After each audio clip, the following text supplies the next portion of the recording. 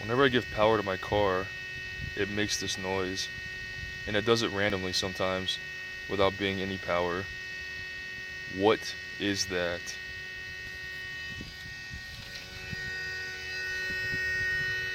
Sounds like it's coming from right here.